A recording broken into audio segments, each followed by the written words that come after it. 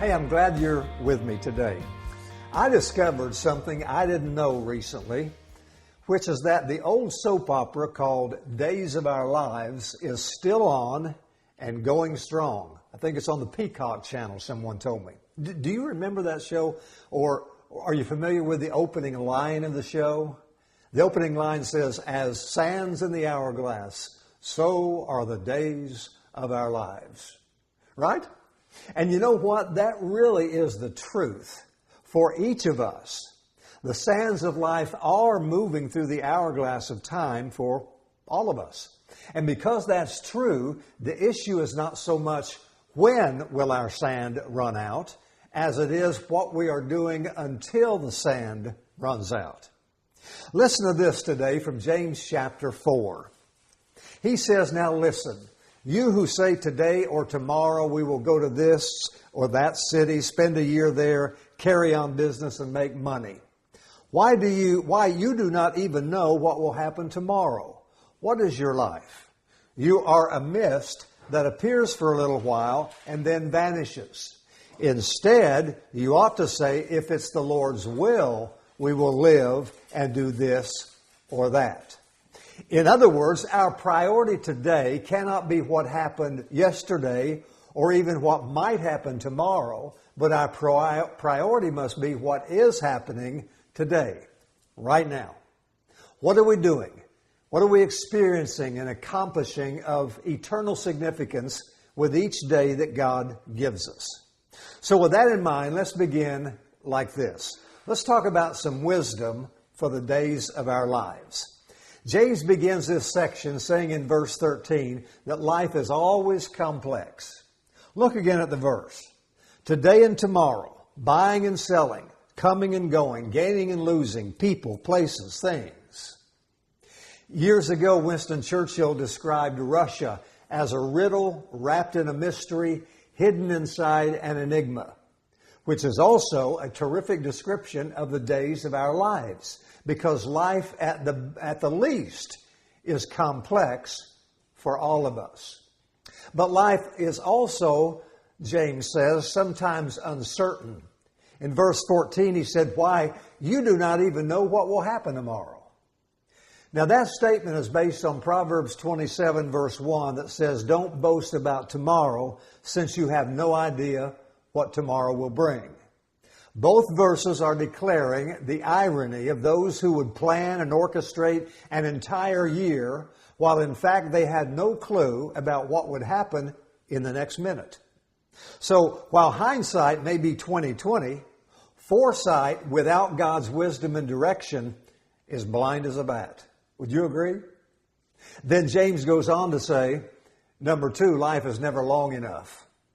In the last part of verse 14, it says, "What is your life? You are a mist that appears for a little while and then vanishes."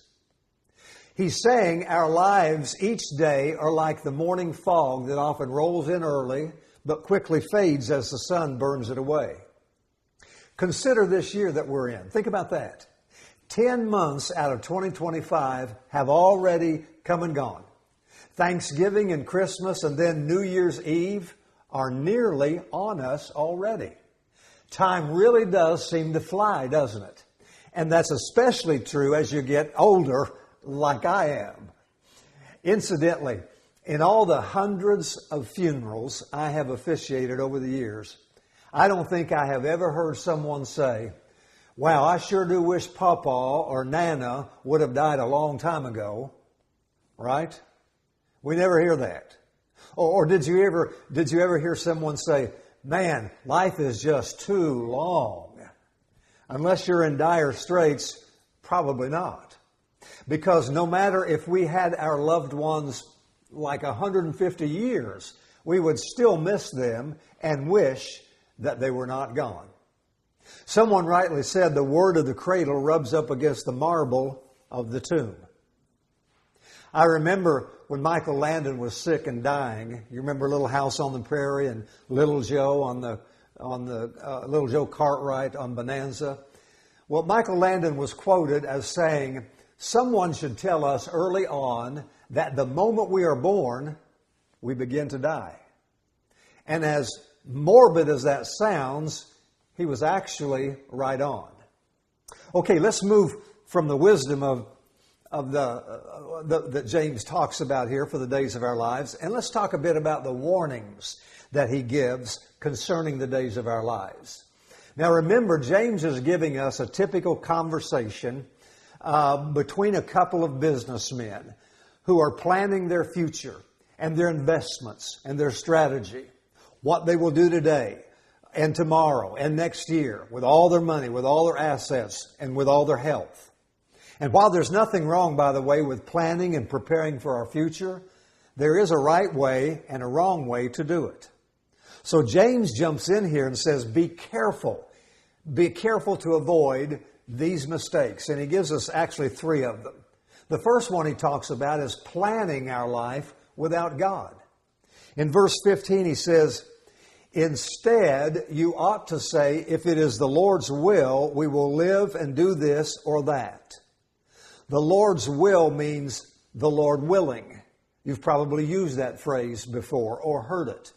Christians for hundreds of years used to write the initials DV at the end of their letters. Deo volente. It's a Latin word that means Lord willing. James says that should be the way for each one of us. That should be the way we respond to life. Because of its complexity, because of its uncertainty, its brevity, don't plan without God. Have you heard about the pastor? Funny story about he was out painting his fence one day, and he was meditating on this passage from the book of James about the fact that life is so brief, it's just like a vapor. Well, about that time, another man came along the road pulling a horse. And the pastor looked up and said, where are you going with that horse? The man replied, I'm going to town to sell this horse. Thinking of the scripture he was reading, the pastor said, you know, you ought to say you're going to sell the horse if it's the Lord's will, the Lord willing. And the man responded, hey, the Lord's will has nothing to do with it. I raised this horse to sell, and by golly, I'm going to go to town and sell the horse. And the pastor replied, I'm telling you, life is short. You ought to say, the Lord willing. The man said, look, I raised this horse to sell. I've got an appointment with a potential buyer. The Lord's will doesn't have anything to do with it. So with that, he walked off, dragging the horse, and the pastor kept painting the fence. Well, about 2 hours later, he looked up and saw the man walking back toward him. This time, though, of course, there was no horse, but his pants were gone, his boots were gone, his face was cut up, and his hair was disheveled. The pastor asked him, what in the world happened to you? And the man replied, well, I stayed here and talked to you so bloomin' long that I was late for my appointment. So I cut across a cornfield to save some time. Well, the farmer who owns that field saw my horse, but he didn't see me. So he shot my horse, and the horse fell on me. And then in his injuries, the horse kicked me in the eye. And I couldn't get out from underneath him without pulling off my boots and my breeches, he said, as he tried to cover himself up with his torn shirt. He went on, then I got up and the farmer started shooting at me. So getting away, I caught myself in a barbed wire fence. That's what happened to me there, preacher. So the pastor thought for a moment and he asked him, so what are you going to do now? Where are you going now? And the man replied, well, I guess I'm going home. Good Lord willing, that is. He learned his lesson, right? By the way, that word if in verse 15, if it is the Lord's will, we will live and do this or that. That is an extremely significant little word. Because have you noticed that even the best laid plans of mice and men sometimes falls flat on their face? Or Murphy's Law. If things can go wrong, they will. Count on it. And I hate to be negative, but the truth is that life at best is one big if. In fact, right in the middle of the word life is the word if. Which means that the starting point for or facing the days of our lives is to ask God, what do you have for me, Lord? How might I bring the most glory to you this day? Proverbs 16:9 says we should make our plans counting on God to direct us. You see, I have to stop praying prayers like this. God, please bless what I'm doing. This is what I'm going to do today. God, will you bless it? God, I've made my plans. I've set my course. I've worked out all my details. Now you bless it. Rather, my prayer, I'm striving that my prayers should be something like, God, help me to do what you are already blessing. It's not my plans and activities or my events in life. It is your plans and your life through me. So, planning without God, and the second warning James gives, is putting off doing good. In verse 17, he says, if anyone then knows the good they ought to do and doesn't do it, it is sin for them. James is speaking of the idea of putting things off, what we would call procrastination, putting off until tomorrow what God has for you today. Or like author Gloria Pitzer wrote one time, procrastination is my sin. It only caused me sorrow. I know I ought to change my ways. In fact, I will tomorrow. And James says that way of living is merely a trap. And here's how that trap works for me and most likely for each one of you. My area of sin most times is not doing those things I shouldn't do, like breaking one of the 10 Commandments, for example. No. My biggest area of sin is neglecting to do the things I should do. In other words, it's not the sins of commission that I struggle with nearly as much as it is the sins of omission.